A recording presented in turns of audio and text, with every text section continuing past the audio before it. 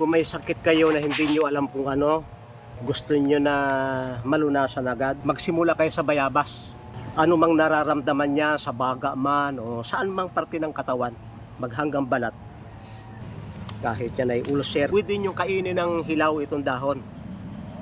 Kahit magulang, ngunguyain ninyo at lulurkin ng dahan-dahan. Luto man o hilaw, ginawang mang tea, ginawang mang oil o ginawang powder para pantapal, ay mai-apply ito sa loob at labas ng katawan, luto o hilaw. Dalawang para ng pagkuha.